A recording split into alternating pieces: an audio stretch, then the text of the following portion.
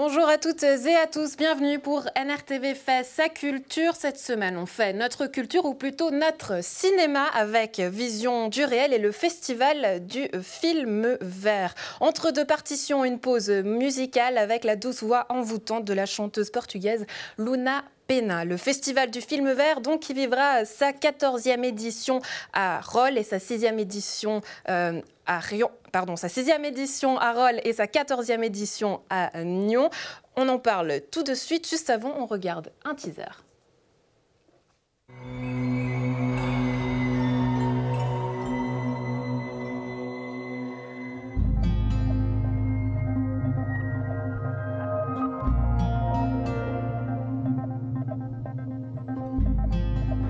When I buy my technology, I want to know if someone is spying on me. I want to know if they transfer that data to third parties. And I want to be able to change that technology in order to protect myself from nefarious actors. C'est une question éminemment politique et sociale dans la mesure où tout le monde est concerné par cet environnement de plus en plus technologique et de plus en plus opaque. The seed that I plant comes from that big company, Bayer, and the combine I own comes from one of the biggest agricultural corporations in the world. So, software and seeds. Yeah, we are definitely locked in. Monsanto is a rent collector from seed. Microsoft is a rent collector from software programs. They took tools that were in the public domain and found in intellectual property a way to privatize them and increase their role.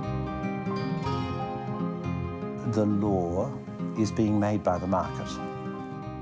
In order to have innovation, you have to have investment in innovation. And in order to have investment, you have to have economic incentives to encourage that investment, namely intellectual property. The three fields where especially patents must be eliminated are agriculture, medicine, and software.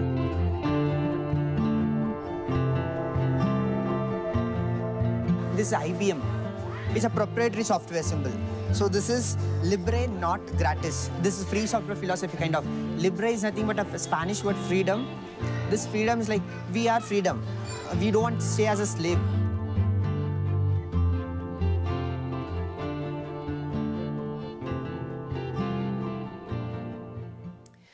Avec nous en plateau, les deux présidentes du festival. Flavie Scholz, présidente du Festival du film vert à Nyon. Bonjour. Merci d'être avec nous. À vos côtés, Aude Weber, présidente du Festival du film vert pour Rolle. Merci d'être avec nous également. Pour les dates à Rolle, rendez-vous donc les 6, 7 et 8 mars au Casino Théâtre de Rolle. Aude Weber, les manifestations et les actions citoyennes qui ont marqué l'année 2019 se retrouvent finalement dans la programmation de cette année. Oui, c'est vrai qu'en fait, avant de choisir les films, on s'était dit qu'il fallait relayer tout ce qui s'est passé cette année après le festival de l'année dernière. Donc on a voulu donner une place en fait à ces effets dans la rue, toutes ces manifestations des jeunes. Ça nous a beaucoup inspiré, quoi, les manifestations des jeunes, les actions d'Extinction Rebellion, sans oublier la grève des femmes. Et donc ça, dès le départ, c'était une idée qu'on voulait leur donner une place pendant le festival.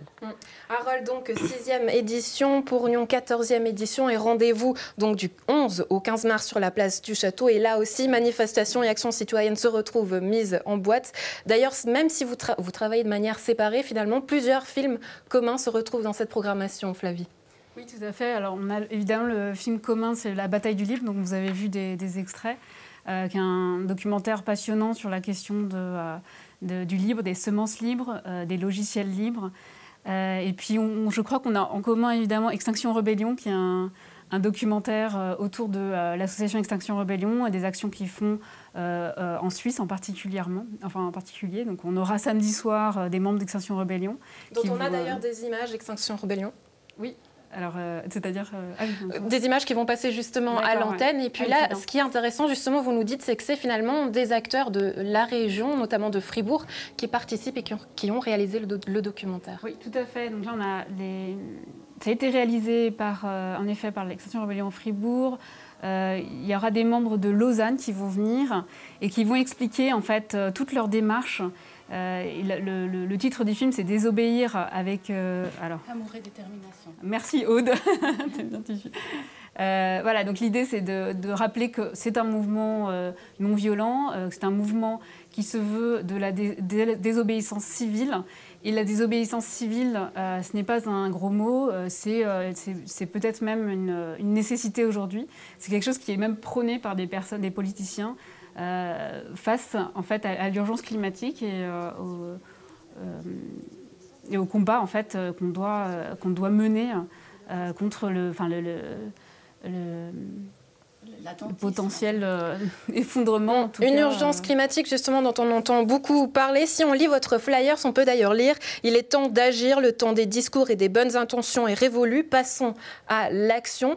Finalement, quand on vient à un festival, quand on vient voir un film, est-ce que ça suffit? Comment est-ce qu'on passe à l'action justement en venant au cinéma? Justement, cette année, on a voulu offrir, nous, à Roll, des ateliers pour pouvoir réfléchir, aller plus loin. Après les films, le public, souvent, il a envie d'approfondir le thème. Et d'ailleurs, Extinction Rebellion va aussi venir à Roll, avec aussi Marie-Pomme Moina, qui est une observatrice civile du mouvement, qui va expliquer, elle était aussi une des avocates qui a défendu les personnes qui ont manifesté au Crédit Suisse, c'est ça. Et puis, donc après la projection, il y aura la possibilité de participer à un atelier où Extinction Rebellion va un peu expliquer ce que ça signifie, la désobéissance civile, ses valeurs et puis ses principes. Vous nous disiez notamment en conférence de presse qu'il y avait de la part du public une certaine frustration, une volonté à participer encore plus, et c'est pour ça notamment que ces ateliers ont encore plus de place dans cette édition. Voilà, comme si ça ne suffisait pas de voir des films et d'être informé, qu'il fallait peut-être trouver des pistes ensemble, réfléchir ensemble, pour peut-être après agir chacun ou chacun ensemble quoi, voilà. Merci. Flavie, je crois que vous serez d'accord avec moi, agir ensemble, c'est notamment aussi, ça passe par l'éducation. Là aussi, cette année, vous mettez un point fort sur finalement la nature et l'éducation. Il y a un lien finalement. Oui, alors au-delà du film, l'autre connexion qu'on va présenter dimanche matin sur les pédagogies qui sont de plus en plus en lien avec la nature, on va mettre en place une petite forêt dans le forum du festival où seront les bienvenus les enfants de 2 à 12 ans, justement avec des ateliers, des petits ateliers et qui mettent en valeur en fait le fait que les bienfaits de la nature dans l'éducation. Alors les bienfaits, c'est les notions des valeurs comme le partage, l'entraide, et c'est aussi finalement une ouverture d'esprit en étant proche de la nature.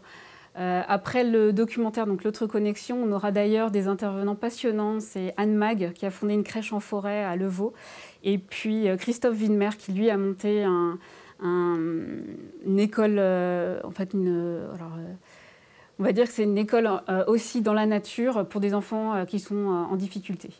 Et ils vont donc présenter les bienfaits de cette forme de pédagogie. Tout au long de l'année, donc, on a vu ces jeunes manifester dans la rue, inquiets pour le climat. Est-ce que, Aude Weber, on retrouve finalement ces jeunes au festival? Alors, pour le moment, des fois, on regrette que ce soit plutôt des personnes de mon âge. Je pense de plus en plus, là, il y avait des jeunes qui vont s'investir pendant le moment du festival, et puis aussi l'équipe s'est rajeunie, mais c'est vrai qu'on regrette de ne pas trop toucher les jeunes. Alors, pour pouvoir toucher les jeunes, on a mis en place un travail dans une classe. On a donné la parole à des jeunes d'une classe qui ont inventé un petit scénario et qui l'ont mis en image avec des objets de récupération, filmés en stop motion et animés sonorisés par eux. Et ces petits films seront présentés avant chaque film projeté. Donc c'était une manière de donner la parole aux enfants sous une forme créative et artistique. Donc c'est par ces biais-là qu'on peut amener les enfants, puis les parents vont venir avec leurs enfants. Voilà. Mais c'est vrai que le souhait, c'est de rajeunir le public. Aude Weber donc, et Flavie Scholz du Festival du film vert à Nyon et Roll. Merci d'avoir été avec nous, mesdames. Pour le festival, donc rendez-vous les 6, 7 et 8 mars au Casino au Théâtre de Roll, et puis du 11 au 15 mars sur la place du Château pour Nyon. Évidemment, toutes les informations et le programme sur les sites internet respectifs. Je vous propose à présent une pause musicale en compagnie de Luna Pena. L'artiste portugaise se produisait au Temple de Nyon le week-end dernier dans le cadre de la saison Hors les murs de l'usine à gaz. Retour en images.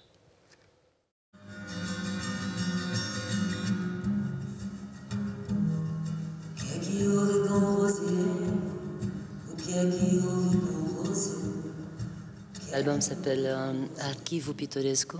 C'est l'abordage de pensée en temps réel avec le public, avec l'écoute du public, qui me fait prendre des choix, donc apporter le public pour ce voyage, qui d'ailleurs n'a pas de pause. Donc ça crée une expérience autre d'écoute, de perception, aussi d'introspection.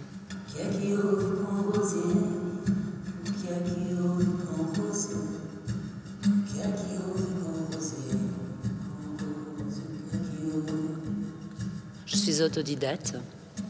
Il y a une évolution par rapport à la guitare que je jouais au début, il y a 20 ans, 22 ans. C'était très minimaliste en fait. C'est pas que je chante le fado, je chante plus le fado. Là, ce dernier répertoire est plutôt un fantôme de cela, justement parce que je cherche d'autres choses.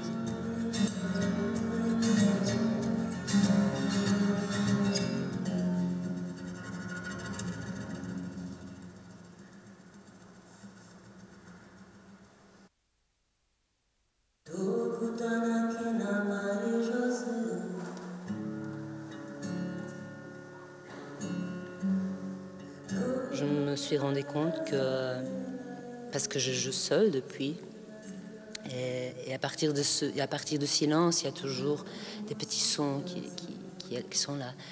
Ils continuent à se développer par soi-même. C'est aussi la mémoire de mes mains et mes doigts qui font des choses que parfois la tête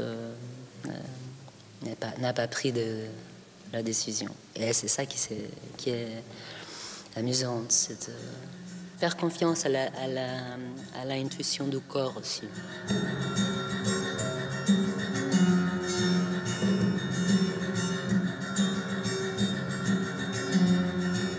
Ce répertoire m'a permis d'ouvrir cette expérience, de même mettre en question dans le sens où je prends des risques. Parfois, ça flue, c'est assez subtil. Et parfois, on sent le changement contrasté d'un fragment à l'autre. Mais ça, c'est ce qui se passe, par exemple, au cinéma. On est dans un plan, en séquence, et puis ça coupe. Et on est parti dans une autre narrative, une autre partie de la narrative. Mais à la fin, il y a quand même un langage essentiel qu'à la limite, c'est celle-là que je partageais avec le public, ou vice-versa. Quelque chose qui finit par rassembler le tout, tant dans les langues que dans la musique. Oui, c'est quelque chose de commun, de trouver la racine commune. Ces babels, ces sons babéliques. À la fin, je veux juste avoir cette sensation qu'on a, au niveau de conscience, on a créé une entité commune, moi avec le public et vice-versa. Et qui nous connecte, va créer un réseau, un réseau internetique, intranet, au niveau de conscience.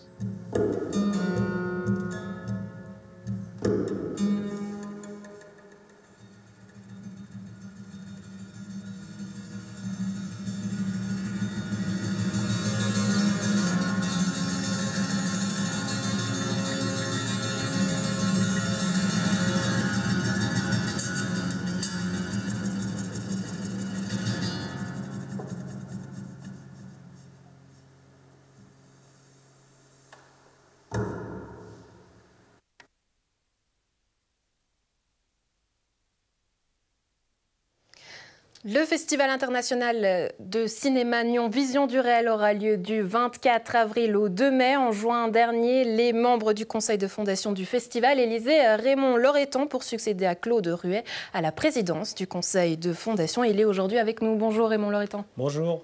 On va d'abord parler de vous. Pour commencer cette discussion, quels sont vos liens, tout simplement, avec le cinéma ? C'est avant tout un lien émotionnel. C'est devenu un de mes hobbies préférés, c'est-à-dire que je vais très souvent au cinéma.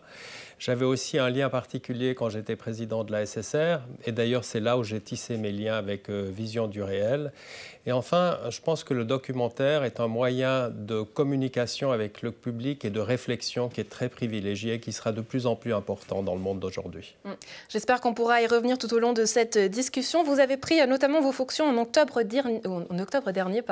Vous disiez vous réjouir de travailler avec la directrice artistique Émilie Bugès, aussi la directrice administrative Martine Chalvaret, mais aussi de former avec tous les membres finalement une nouvelle équipe et de former finalement une nouvelle étape de développement de Vision du réel. Quels seront donc les prochains objectifs pour le festival ? Bon, d'abord, ma vision de la conduite de ce festival est un peu différente de mon prédécesseur qui était président exécutif. Personnellement, je serai président du conseil de fondation dans le but de soutenir la direction avant tout. Donc, chaque membre du conseil de fondation aura une tâche particulière pour soutenir cette direction tout en définissant la stratégie future. D'ailleurs, on est dans un processus de renouvellement du conseil de fondation. On pourra donner des nouvelles d'ici la mi-mars, mais en tout cas, on va respecter la charte Swan qui fera qu'on arrivera à la parité dans notre conseil de fondation. Parité homme-femme, vous dites ? Parité homme-femme, oui. Donc, notre vision de développement, c'est après 50 années, il faut donner un souffle nouveau. J'aimerais rendre hommage ici à mes prédécesseurs et à mon prédécesseur qui ont amené ce festival à un niveau exceptionnel.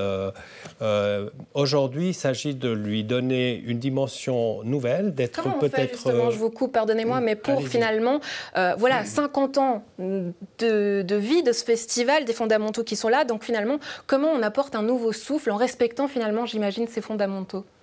Alors, ce nouveau souffle, on est en train d'analyser la situation. J'ai commencé au mois d'octobre. Mon approche n'est pas de changer tout, c'est de comprendre comment ça fonctionne.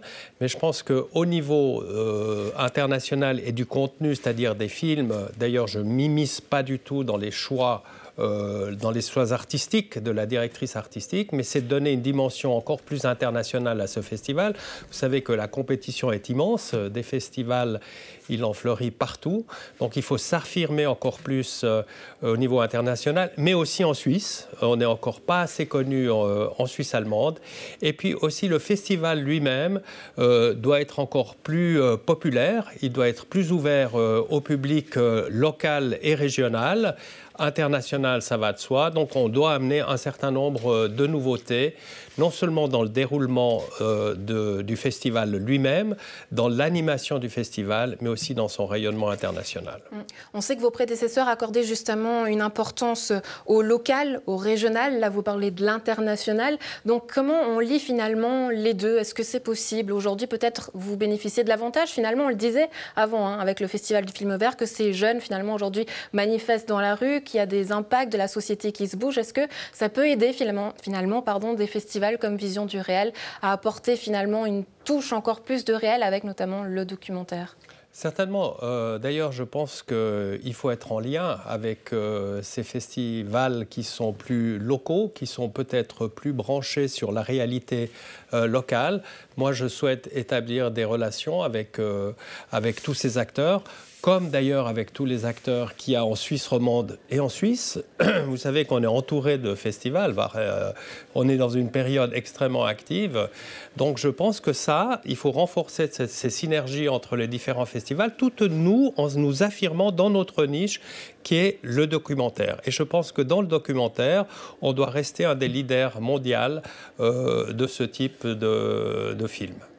Pour revenir justement à vos parcours, vous parliez justement de la SSR tout à l'heure, vous êtes connu dans le monde politique, économique. Est-ce qu'aujourd'hui, le festival serait pour vous un moyen de véhiculer un message ? Alors, ce n'est pas l'idée. L'idée, c'est précisément de véhiculer le produit documentaire. Et à travers le produit documentaire, moi, je pense que chaque documentaire véhicule un message. Mais ce message, c'est celui du réalisateur, du producteur, du cinéaste, et c'est aussi le message que reçoit le public. Mais ce n'est pas au festival, ni au conseil de fondation à orienter ce message. Je pense que il faut rester extrêmement libre. Il est important que les choix artistiques restent entre les mains de la directrice artistique et du jury. Aujourd'hui, si on parlait de vos rêves, qu'est-ce qui ferait briller vos yeux? De quoi vous avez envie pour le festival? Écoutez, ce que j'ai envie, c'est qu'il s'affirme sur le plan international. Ce que j'ai envie, c'est que le public soit satisfait. Ce dont j'ai envie, c'est également que ça devienne ici encore plus un endroit où on échange, où aussi l'aspect économique du festival se développe. Vous savez que le festival lui-même a des retombées économiques importantes sur la région. Dans la région, on dit toujours un franc investi dans la culture, on rapporte 3. C'est des notions qu'on entend souvent dans des études. Quelles sont justement, selon vous, les retombées concrètes d'un festival comme Vision du Réel dans la région? Sur toute l'activité économique, commerçante, de la restauration et de l'hôtellerie, c'est clair qu'il y a des répercussions économiques. Mais au-delà de ça, il faut qu'il y ait des répercussions économique dans le monde du documentaire. Et c'est pour ça que l'industrie, toute cette activité économique qu'on conduit durant le festival, elle est extrêmement importante parce que c'est là qu'on repère des films, c'est là qu'on en achète et c'est là qu'on promet le succès des cinéastes d'aujourd'hui pour demain.